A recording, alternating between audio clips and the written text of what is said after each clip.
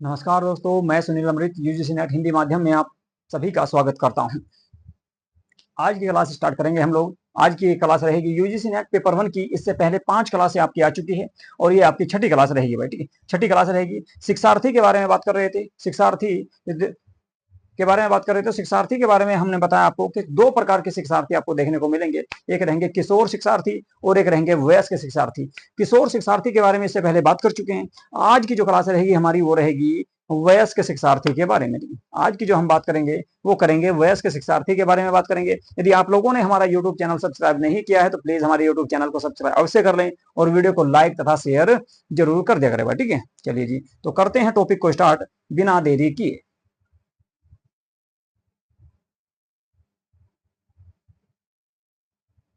चलिए जी, वयस्क शिक्षार्थी देखते हैं किसको कहा जाएगा। वयस्क शिक्षार्थी के बारे में मैंने आपको पीछे भी बताया था। देखिए, मैंने आपको बताया था किशोर शिक्षार्थी और वयस्क शिक्षार्थी।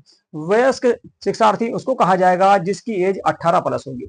जिसकी एज 18 से ज्यादा होगी उसको कहा जाएगा क्या? वयस्क शिक्षार्थी उसको कहा जाएगा। इसके अलावा किशोर शिक्षार्थी किसको कहते हैं? जो 7 साल से 18 साल के जो बच्चे होते हैं, कक्षा 7 से कक्षा 12 तक के जो बच्चे होते हैं, उनको कहा जाएगा आपका क्या? किशोर शिक्षार्थी उनको कहा जाता है। ठीक है, ये हम जो है पिछली क्लास में देख ही चुके थे। अब इनकी विशेषताओं के बारे में बात करते हैं। तो वयस्क शिक्षार्थी के बारे में बात करेंगे। किशोर शिक्षार्थी की विशेषताएं हम इससे पहले देख चुके हैं। ठीक है, तो वयस्क शिक्षार्थियों की अगर हम बात करें तो आधार यानी कि आधार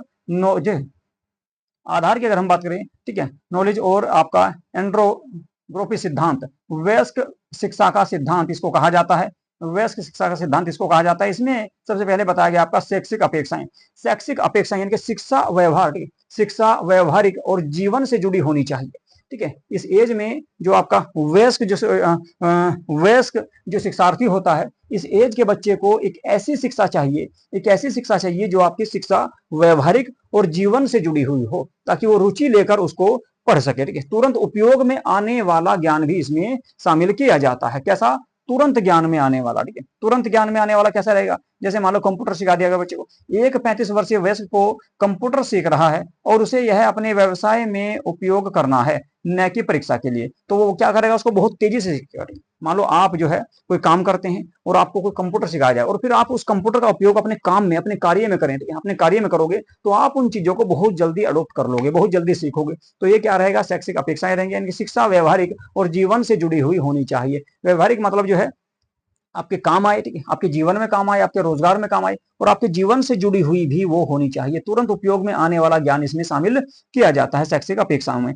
जैसे मान लो 35 वर्ष का या 30 वर्ष का या 40 वर्ष का कोई व्यक्ति है, वयस्क है, जो कंप्यूटर सीख रहा है और फिर उसको अपने व्यवसाय में, अपने जो है अपने कार्य में उपयोग में लाता है, ठीक है, न कि परीक्षा में। ठीक है, तो वो उसको क्या करेगा? बहुत तेजी से सीख लेगा भाई। ठीक है, चलो जी आगे देखते हैं। दूसरा दिया गया सामाजिक एवं भावात्मक अपेक्षाएं। इसमें क्या होगा? आत्मसम्मान। ठीक है, आत्मसम्मान और आत्मनिर्भरता बनाए रखना चाहता है। यानी कि प्रत्येक व्यक्ति जो है, वयस्क जो व्यक्ति हो जाता है, वो अपना क्या करेगा? तो समाज में, ठीक है, समाज में बहुत ज्यादा उठता बैठता है, तो समाज में उसको, ठीक है, समाज में और आपकी भावात्मक जो फीलिंग होती है उसकी, ठीक है, मोटिवेशनल जो होता है, ठीक है, भावात्मक, ठीक है, तो उसमें ज्यादा रुचि लेता है वो। क्या? एक तो उसका आत्मसम्मान, ठीक है, अपने आत्मसम्मान को देखता है, आत्मसम्मान को देखता है। दूसरा फिर आत्मनिर्भरता को देखता है, यानी कि मैं खुद क्या काम कर सकता हूँ, मैं खुद कितना काम कर सकता हूँ। तो उसे सम्मानजनक व्यवहार चाहिएगा, ठीक है, यानी कि दूसरा उसका सम्मान करे और फिर वो खुद कितना कर सकता है ये भी उसमें देखता है। तो सामाजिक एवं भावात्मक अपेक्षाएं इसमें शामिल की जाती हैं। जैसे मान लो एक गृहिणी है, कोई घर की महिला है, ठीक है, जो क्या करती है? वो आपकी क्या करेगी? डिजिटल साक्षरता कार्यक्रम में शामिल होती है।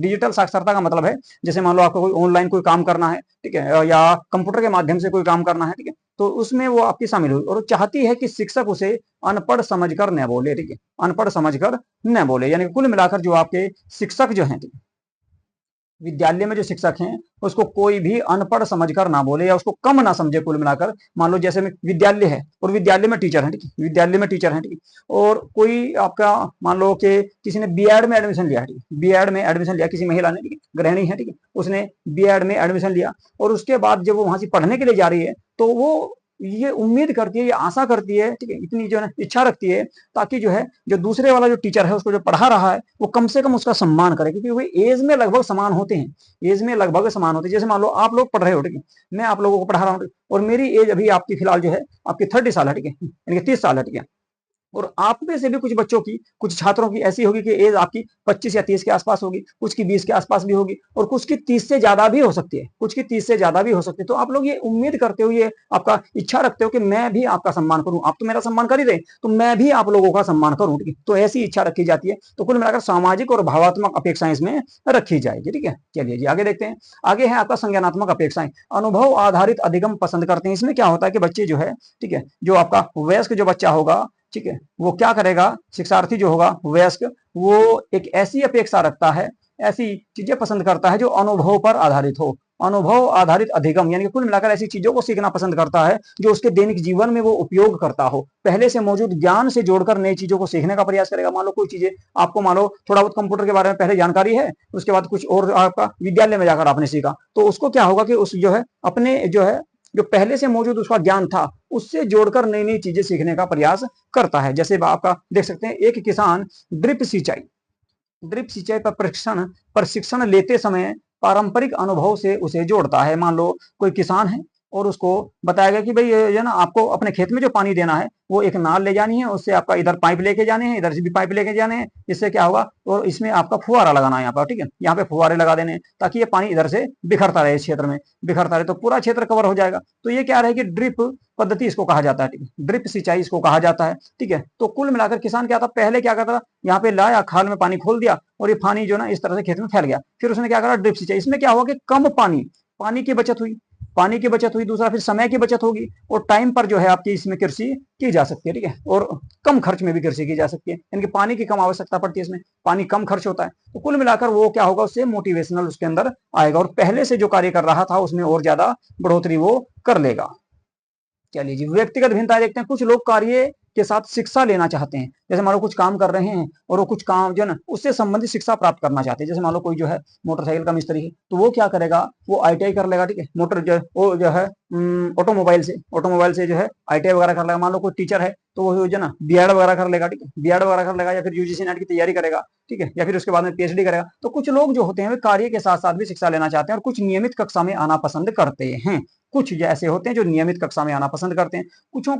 कुछ ऐसे लोग होते हैं जो कुछ को लेखन बहुत ज्यादा पसंद होता है, बहुत ज्यादा पसंद नहीं होता और वे व्यवहारिक प्रशिक्षण में अच्छा करते हैं। जैसे मान लो लिखना उनको ज्यादा पसंद नहीं, लेकिन उनसे प्रैक्टिकल करवाओगे तो वे बहुत अच्छा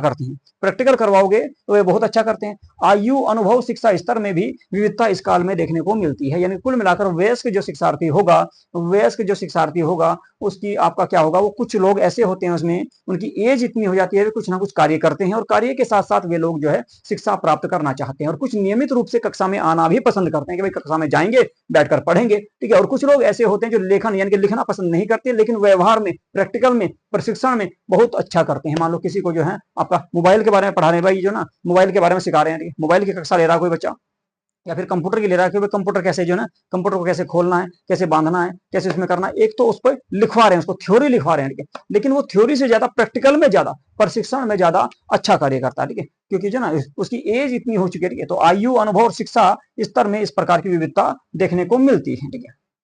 चलिए जी, इसके बाद देखेंगे भाई कि आपका कुछ आपका इसमें समरी दी गई है आपकी शिक्षार्थी की व्यक्तिगत भिन्नताओं के बारे में। शिक्षार्थी की जो व्यक्तिगत भिन्नताएं होती हैं, इंडिविजुअल डिफरेंस अमोंग लर्नर्स जो होता है, उसकी जो भिन्नताएं होंगी उसके बारे में कुछ थोड़ा सा दिखाया गया है, ठीक है। इसमें मैंने आपका एक चार्ट में लेकर आया हूं आप लोगों के सामने, ठीक है, इसको देखेंगे ये किस प्रकार से होगा। तो शिक्षक को इन अंतरों को समझकर ही शिक्षण करना चाहिए। कौन कौन से अंतरों को समझकर करना चाहिए उसके बारे में डिटेल से एक बार देख लेते हैं, ठीक है। चलिए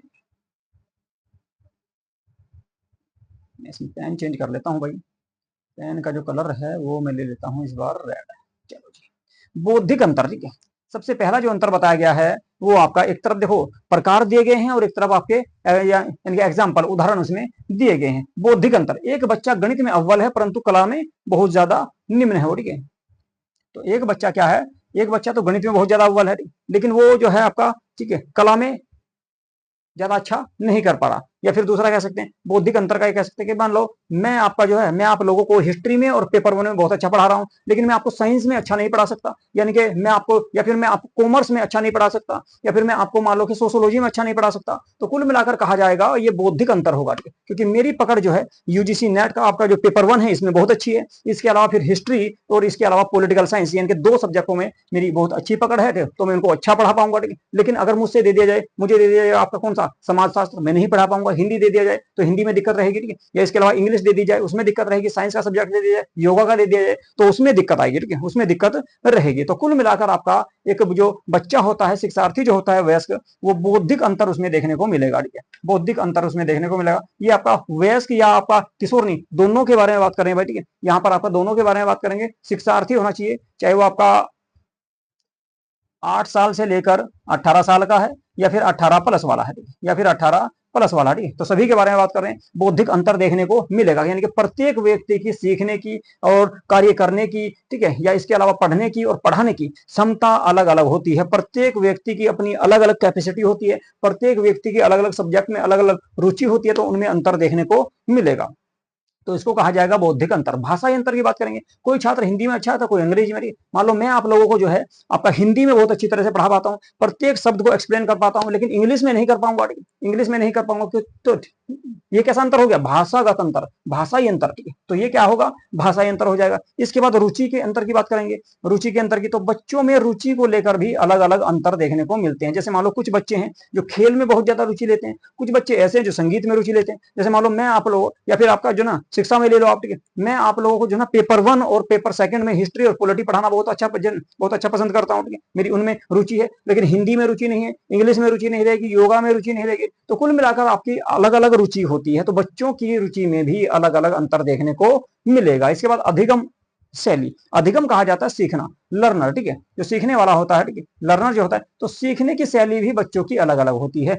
कोई दृश्य सामग्री से सीखता है और कोई जो है श्रव्य सामग्री से सीखता है। लेकिन जैसे आप हो, ठीक है, आप क्या कर रहे हो? आप जो है दृश्य और श्रव्य दोनों सामग्रियों से सीख रहे हो, ठीक है, यानी कि देख भी रहे हो और सुन भी रहे हो। कुछ बच्चे ऐसे हैं जो करके सीखते हैं, कुछ बच्चे ऐसे हैं जो सुन के सीखते हैं, कुछ बच्चे करके सीखते हैं, कुछ आपके सुन के सीखते हैं और कुछ आपके देख के भी सीख लेते हैं। तो कुल मिलाकर अधिगम शैली में भी अंतर आपको देखने को मिलेगा। दूसरा, फिर इसके बाद लास्ट में देगा शारीरिक अंतर। तो शारीरिक अंतर भी बच्चे में देखने को मिलता है। कैसे? मान लो कोई छात्र दिव्यांग हो सकता है और उसके लिए विशेष सहयोग चाहिए, विशेष जो है उसको सहयोग की जरूरत होगी, अलग से क्लास की जरूरत होगी, ठीक है। और कुछ बच्चे ऐसे हैं जो बहुत ज्यादा जो है हष्टपुष्ट होते हैं, ठीक है, बहुत ज्यादा स्वस्थ होते हैं, तो उनको अलग जो है उनको अलग चीजों की जरूरत होती है, उनको अलग तरह से पढ़ाने का तरीका होता है। लेकिन कुछ बच्चे ऐसे हैं जो मानसिक रूप से कमजोर होते हैं। मान लो कोई जो ना आपका दिव्यांग है, विकलांग है कोई बच्चा, किसी के हाथ नहीं है, किसी के जो ना आंख नहीं है, ठीक है, तो बहुत सारे बच्चे ऐसे होते हैं जिनमें अलग अलग शारीरिक अंतर देखने को मिलता है, तो उसमें इसको शामिल किया जा सकता है। इसके बाद शिक्षक की भूमिका क्या होगी? अब शिक्षक की भूमिका देख लो। अब तक हमने देखा क्या? शिक्षार्थी। तो इसके बाद आपका शिक्षार्थी को पढ़ाने में, शिक्षार्थी को समझाने में, शिक्षार्थी को आपका जो है उसके अंदर मोटिवेशनल उत्पन्न करने में, उसकी आत्मनिर्भरता को बढ़ाने में शिक्षक की क्या भूमिका होती है? Role of teacher based on learner आपका, ठीक है, इसके बारे में बात करेंगे। चलो जी देखते हैं। सबसे पहले देखेंगे भाई कार्य, ठीक है, शिक्षक के कार्य क्या क्या होते हैं, फिर उसका विवरण के बारे में भी थोड़ी सी बात कर लेंगे, ठीक है। चलो जी, एक मिनट इसका कलर ले लो भाई मैं, ठीक है। चलो ये देखते हैं, ठीक है। तो सबसे पहले जो बात दी गई वो है आपकी शिक्षण को रुचिकर बनाना। सबसे पहला जो कार्य होता है टीचर का, वो अपने शिक्षण को रुचिकर बनाना होता है। यानी कि जो है एक अध्यापक को कोई भी चीज पढ़ाते समय, लेकिन कोई भी चीज पढ़ाते समय एक आपका शिक्षण जो होता है उसका, उसको रुचिकर बनाना बहुत जरूरी है। दूसरा, ठीक है, उसके अंदर जो ना ऐसा उसको ऐसा बनाने की जरूरत है ताकि छात्र उसमें रुचि लेकर पढ़े, और उम्र के अनुसार उसमें एग्जाम्पल बच्चों को देने चाहिए, तभी जाकर बच्चा जो है उसमें पढ़ने का प्रयास करता है। जैसे मान लो छात्रों की रुचि, ठीक है, छात्रों की रुचि को ध्यान में रखा जाएगा। इसके अलावा उनकी उम्र के अनुसार एग्जाम्पल दिए जाएंगे ताकि वे उन चीजों को बहुत तेजी से सीख सकें, बहुत तेजी से सीख सकें, ठीक है। चलिए जी, दूसरा होगा प्रेरणा देना, मोटिवेशनल, आत्मविश्वास और जिज्ञासा बनाए रखना।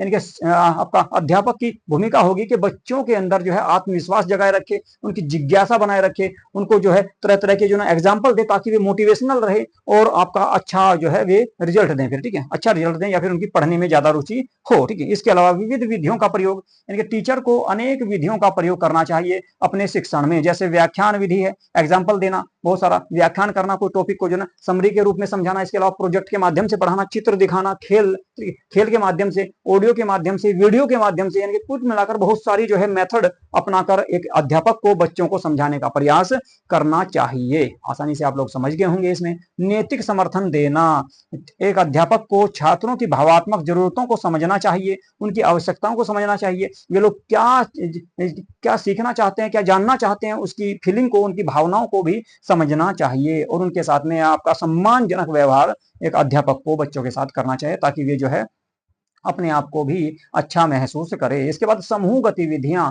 छात्रों को समूह में यानी कि सामाजिकता और सहयोग की भावना को बढ़ावा देना चाहिए। एक अध्यापक को चाहिए कि बच्चों का समूह बनाए, उनको समूह में पढ़ाए, ताकि जो है वे एक दूसरे के साथ अपनी तुलना कर सके, एक दूसरे के साथ कंपटीशन कर सके, एक दूसरे का सहयोग भी कर सके। तो क्या रहेगा, उससे सामाजिकता और सहयोग की भावना का विकास होता है इससे। ठीक है, चलिए जी, तो ये रहेगा भाई आपका क्या रहेगा, शिक्षक की भूमिका। शिक्षण को रुचिकर बनाना होगा, प्रेरणा देनी चाहिए बच्चों को, विधियों का प्रयोग करना चाहिए अलग अलग मेथड का, नैतिक समर्थन देना चाहिए बच्चे को, और समूह गतिविधियों का भी प्रयोग अध्यापक को इसमें करना चाहिए। अब निष्कर्ष देख लेते हैं, एंड में क्या रहेगा इसका, कंक्लूजन के बारे में देख लेते हैं थोड़ा सा भाई। ठीक है, शिक्षार्थी शिक्षा का केंद्र बिंदु होता है, ये सबको पता है, आपको भी पता है। ठीक है, तो शिक्षार्थी जो होगा वो शिक्षा का सबसे केंद्र बिंदु होता है, उसी को ध्यान में रखकर, उसी को सेंटर में रखकर, उसी को केंद्र में रखकर अध्यापन किया जाता है या शिक्षण किया जाता है या उसको शिक्षा प्रदान की जाती है। ठीक है जी, किशोर अधिक भावात्मक, जिज्ञासु और सामाजिक पहचान खोजने वाले होते हैं। कौन? किशोर। किशोर किसको माना गया? किशोर माना गया भाई साहब आपका 12 साल,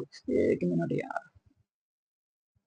किशोर जो बच्चा माना गया है वो माना गया 12 साल से 18 साल का जो बच्चा रहेगा, 12 वर्ष से 18 वर्ष का जो बच्चा रहेगा, इसको किशोर माना गया है। तो किशोर बच्चा जो होगा इसके अंदर क्या होगा, भावात्मक यानी कि जो है मोटिवेशनल फीलिंग ज्यादा होती है, जिज्ञासु भी ज्यादा होता है, जानने की इच्छा इसके अंदर ज्यादा होती है, और सामाजिक पहचान खोजने वाले भी ये सबसे ज्यादा होते हैं। इसके बाद बात करें वयस्क की, तो ये जो है व्यवहारिक होगा, व्यवहारिक होगा, अनुभव आधारित और जो है आत्मनिर्भर होते हैं। वयस्क जो बच्चे होंगे यानी कि 18 प्लस के जो बच्चे होते हैं, ये तो व्यवहार में ज्यादा, ठीक है, एक दूसरे के साथ में ज्यादा बात नहीं करेंगे, व्यवहार में ज्यादा रहेंगे, यानी कुल मिलाकर जो है अपने आत्मसम्मान को ध्यान में रखते हुए ये कार्य करते हैं। दूसरा, फिर इनको अनुभव ज्यादा होता है। ठीक है, किसी भी कार्य करने को, किसी भी कार्य को करने का, पढ़ने का, लिखने का, या कोई कार्य करने का, व्यवसाय करने का, इनको क्या होता है, अनुभव होता है, क्योंकि इनकी एज इतनी ज्यादा हो जाती है। ठीक है, और ये आत्मनिर्भर ज्यादा होते हैं, खुद करने में ज्यादा विश्वास रखते हैं, यानी किसी भी कार्य को खुद करने में ज्यादा विश्वास रखते हैं। तो कैसे बच्चे? वयस्क बच्चे। ठीक है, इसके बाद हर शिक्षार्थी भिन्न होता है, ये बात बिल्कुल सही है कि प्रत्येक विद्यार्थी अलग अलग होता है, इसलिए शिक्षण लचीला और अनुकूल होना चाहिए। शिक्षण कैसा होना चाहिए? लचीला। लचीला मतलब आसान, कठोर नहीं बनाना चाहिए। इसके अलावा अनुकूल, अनुकूल मतलब उनकी उनकी जो है, उनको जिस चीज की जरूरत है उसके अनुकूल होना चाहिए। जैसे मान लो आप लोग यूजीसी नेट की तैयारी कर रहे हैं, तो यूजीसी नेट का ही सिलेबस आप लोगों को पढ़ाया जाए, उससे बाहर जाने की जरूरत नहीं है। तो कुल मिलाकर ये रहेगा क्या, जो मैं आपको पढ़ा रहा हूं ये क्या है, ये आपके अनुकूल है। दूसरा फिर लचीला, यानी कि इनको मैं सरल शब्दों में आप लोगों को समझाने का प्रयास करता हूँ, सरल शब्दों में लेकर आया हूँ, टाइप करके लेकर आया हूँ, ताकि आप लोग आसानी से इसको समझ सकें और एग्जाम में एक बच्चा जो है एक अच्छा रिजल्ट आप लोग दे सकें या कर सके। ठीक है, चलिए जी, तो ये था भाई आपका दूसरा टॉपिक। ठीक है, यूनिट 1 का दूसरा टॉपिक था ये। कल से इसके जो है एमसीक्यू करेंगे। ठीक है, दो क्लासे आपकी इसमें एमसीक्यू की कराऊंगा। ठीक है, दो क्लास, एक तो मैंने आपकी इसमें आपकी वयस्क बच्चे की कराई, और दूसरी कराई मैंने किसकी, एक इससे पहले कराई थी आपकी किशोर बच्चे की। ठीक है, यानी कि किशोर विद्यार्थी, किशोर शिक्षार्थी के बारे में बात की, और वयस्क शिक्षार्थी के बारे में बात की, और इसके अलावा हम दोनों ने जो है इनके दोनों के बारे में भी बात की थी, दोनों के बारे में बात की, निष्कर्ष के बारे में बात की, और शिक्षक की भूमिका क्या होती है उसके बारे में भी हम लोगों ने बात की है। ठीक है, चलिए जी, तो आज की क्लास को करेंगे यहीं पे समाप्त। यदि कोई टॉपिक ऐसा है आपके समझ में नहीं आ रहा, या फिर आप किसी और तरीके से चाहते हैं कि सर इस तरह से ये चीजें हमारे समझ में नहीं आ रही, दूसरी तरीके से समझाओ या और आसान तरीके से समझाओ, तो आप लोग जो है कमेंट बॉक्स में मुझको बता सकते हैं। ठीक है, कोई समस्या है किसी भी टॉपिक को समझने में, किसी भी पॉइंट को समझने में कोई समस्या है, तो मैं दोबारा उसको आपको समझाने का प्रयास करूंगा। ठीक है, आप लोग जो है कमेंट बॉक्स में उसमें मुझको बता सकते हैं। ठीक है, कोई भी समस्या हो किसी भी प्रकार की, कोई आवाज की, कोई साउंड की, कोई जो है आपका, ठीक है, या वीडियो की क्वालिटी को लेकर कोई दिक्कत है, किसी भी प्रकार की कोई समस्या होगी, तो प्लीज उसके बारे में आप लोग जो है कमेंट बॉक्स में